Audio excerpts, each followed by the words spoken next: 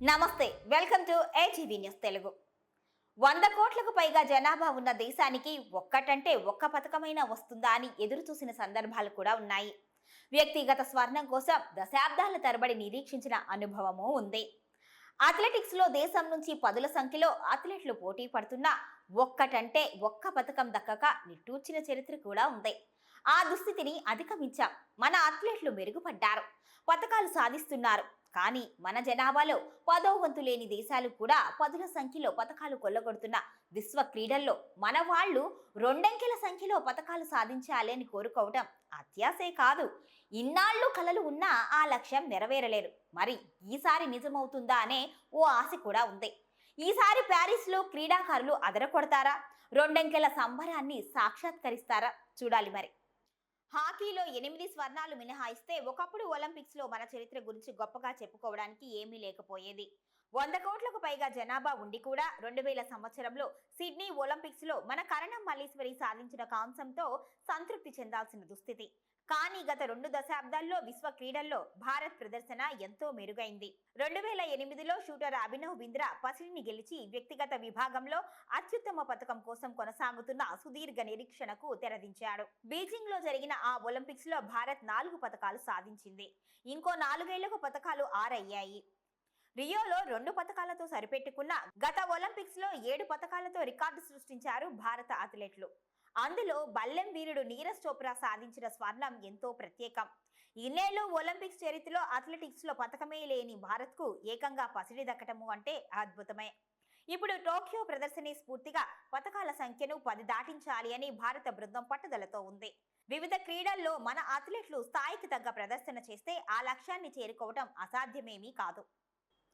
ఈసారి భారత్ పథకాలు పెరుగుతాయనే అంచనాలు ఏర్పడే దిశగా ఆశలు రేపుతున్న అథ్లెట్లు చాలా మందే ఉన్నారు. టోక్యోలో పసిడి పథకంలో చరిత్ర సృష్టించిన జావెలిన్ థ్రోయర్ నీరజ్ చోప్రా ఈసారి కూడా స్వర్ణమే లక్ష్యంగా బరిలోకి దిగుతున్నారు. టోక్యో ఒలింపిక్స్ తర్వాత కూడా అతను సూపర్ ఫామ్ ను కొనసాగించారు. ప్రపంచ ఛాంపియన్ అయ్యాడు. ఈసారి బంగారు పథకం దక్కకపోయినా ఏదో ఒక పథకమైనా అతను సాధిస్తాడు అనే అంచనాలు ఉన్నాయి. తొలిసారి ఒలింపిక్స్ లో అడుగు పెడుతున్న తెలంగాణ బాక్సర్ నిఖత్ జరీన్ మీద భారీ అంచనాలే ఉన్నాయి. ఇప్పటికే తన విభాగంలో ప్రపంచ ఛాంపియన్ అయిన నిఖత్ స్వర్ణమే లక్ష్యంగా బరిలోకి దిగుతోంది. ఇంకా బాక్సింగ్ లో లవ్లీనా, అమిత్ పంగాల్ లాంటి మేటి అథ్లెట్లు పోటీలో ఉన్నారు. టోక్యోలో రజతం సాధించిన వెయిట్ లిఫ్టర్ మీరాబాయి చాను సైతం మరోసారి పథకం సాధించేలా కనిపిస్తోంది. బ్యాడ్మింటన్ లో పివి సింధు హ్యాట్రిక్ మీదనే కన్నేసింది. చిరాగ్ శెట్టితో కలిసి ప్రపంచ నంబర్ 1 జోడీగా ఎదిగిన సాత్విక్ సాయిరాజా ఈసారి పథకం లేకుండా పారిస్ నుంచి రానంటున్నాడు.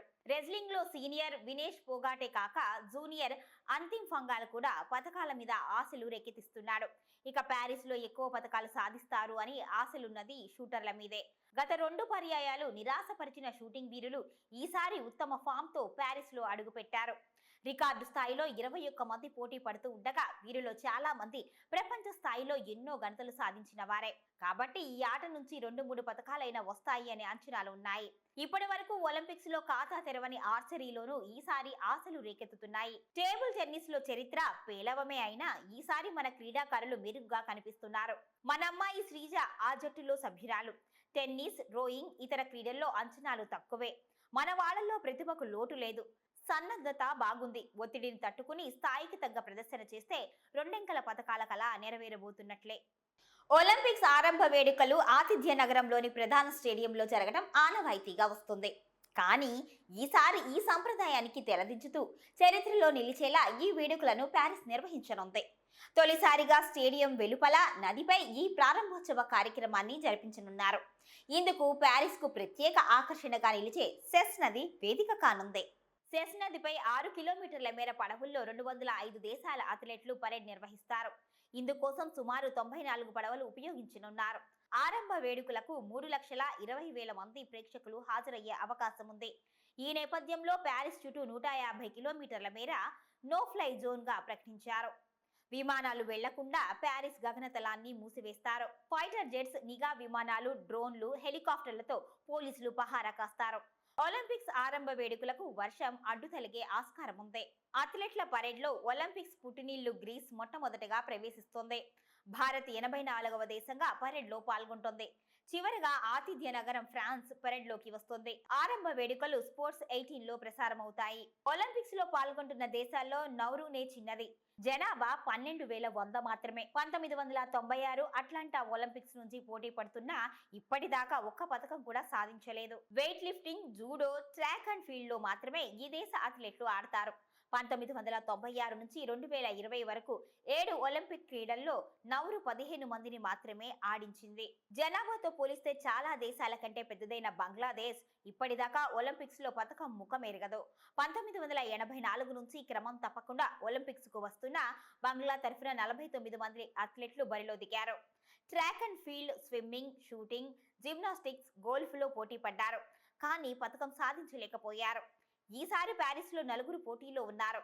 బంగ్లాతో పాటు మరో 60 దేశాలు ఒక పథకం కూడా గెలవలేదు. వీటిలో బొలివియా, నేపాల్, యమన్, కాంబోడియా లాంటి దేశాలు కూడా ఉన్నాయి. టోక్యోలో మొత్తం 7 పథకాలు భారత్ గెలువగా అందులో 5 పతాక అంశాల్లో ఈసారి అథ్లెట్లు బరిలో నిలిచారు. నీరజ్ చోప్రా, మీరాబాయి, లవ్లీనాలతో పాటు పురుషుల హాకీ జట్టు పథకం కోసం పోటీ పడుతుంది. ప్యారిస్ ఒలింపిక్స్ లో పోటీ పడుతున్న భారత అథ్లెట్లు టోక్యోలో జరిగిన గత ఒలింపిక్స్ కంటే తక్కువే. ట్రాక్ అండ్ ఫీల్డ్ లో అత్యధికంగా 29 మంది బరిలో ఉన్నారు. ఈసారి మహిళల హాకీ జట్టు అర్హత సాధించకపోవడంతో అథ్లెట్ల సంఖ్య తగ్గింది. సరిగ్గా 100 ఏళ్ల తరువాత ప్యారిస్ లో ఒలింపిక్స్ జరగబోతున్నాయి. చివరిగా 1924లో ఇక్కడ ఈ క్రీడలు నిర్వహించారు. ఇటువంటి మరెన్నో న్యూస్ అప్డేట్స్ కోసం ATV న్యూస్ తెలుగుని సబ్స్క్రైబ్ చేయండి, లైక్ చేయండి, షేర్ చేయండి. మీ అభిప్రాయాన్ని కామెంట్ చేయండి.